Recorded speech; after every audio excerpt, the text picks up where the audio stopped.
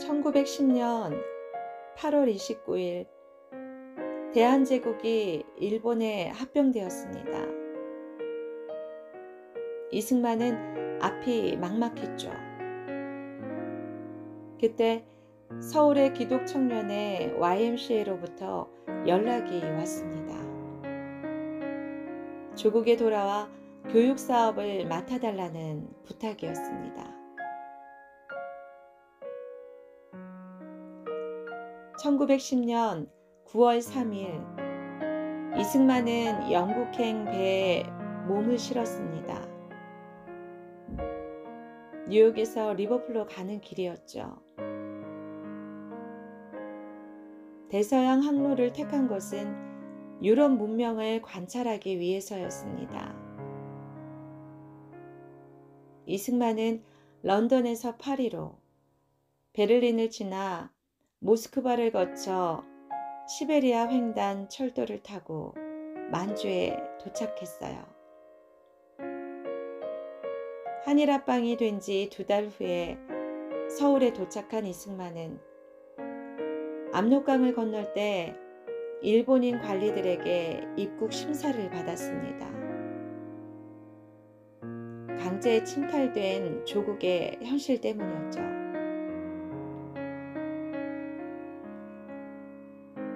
10월 10일 이승만은 서울역에 도착했고 서울 YMCA는 미국인 선교사 필립 질레트가 총무를 맡고 로크만이 협동 총무를 맡고 있었을 때였습니다.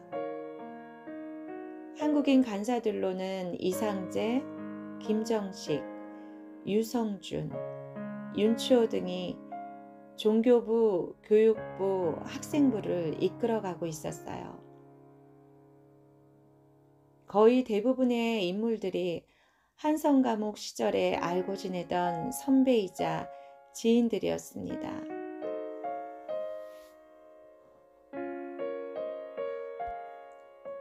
이승만은 이곳에서 1910년 10월부터 1912년 3월까지 1년 5개월 동안 한국인 총무 겸 학감으로 일했습니다.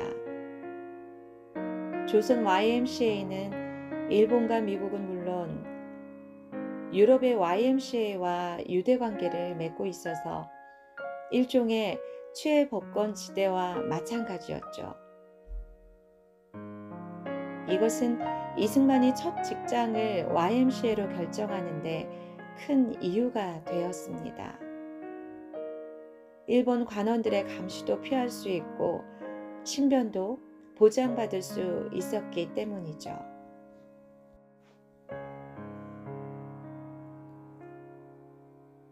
이승만은 조선 YMCA에서 성경과 국제법을 가르쳤습니다.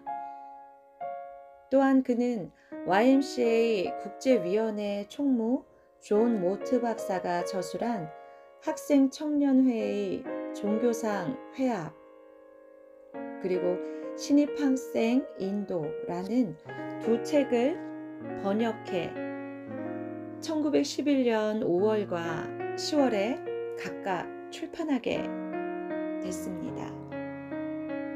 미국 유학 시절 다짐했던 계몽운동을 실천하게 된 것이죠.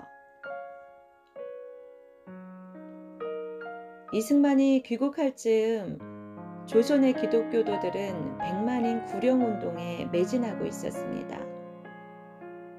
그가 서울에 도착한 10월에도 한 달 동안 대전도 집회가 열리고 있었고 그에 앞선 6월에는 서울 진관사에서 한국 역사상 최초의 초교파 학생 집회인 제1회 기독학생 하령회가 열렸었습니다.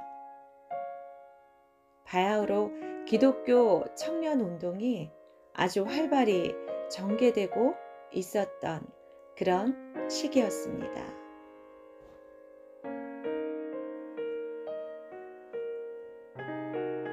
이승만 역시 귀국 후 미국의 자유주의와 기독교 문명을 청소년들에게 전파하면서 1911년에 2차례 전국 순회 강연을 가졌습니다. 전국적으로 YMCA 조직을 확산시키기 위해서였죠. 일본 헌병들은 이승만을 감시하기 시작했어요. 일본 제국주의자들은 조선에서의 개신교 민족주의 운동을 탄압하고 있었습니다. 왜냐하면 한일합방 후에 유일하게 남은 세력이 기독교 조직을 바탕으로 한 독립운동 세력이었기 때문입니다.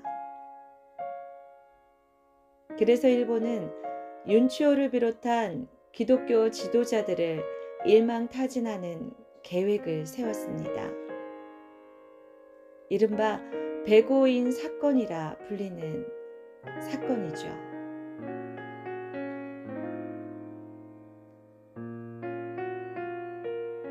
일본 경찰은 테라우치 총독 암살 미수라는 죄목을 만들어 무고한 700명을 검거하고 1912년 6월 28일에 열린 첫 공판에서 105인에게 실형을 선고했습니다. 당시 이승만도 체포 대상이었죠. 그러나 이때 이승만은 체포되지 않았습니다. 이번에도 미국 선교사들의 보호가 있었기 때문이었죠.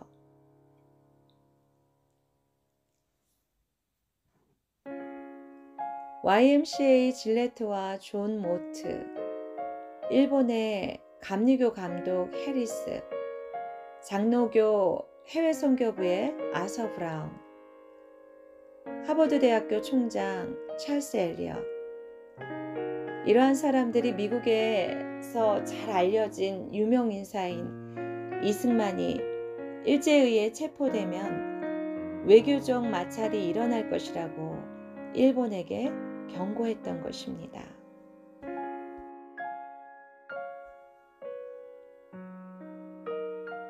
선교사들의 도움으로 체포되진 않았지만 이승만은 불안해졌습니다. 미국인들이 이승만을 계속 보호해 줄 수도 없는 노릇이었죠. 주변에서는 이승만에게 조선을 떠날 것을 권유했습니다.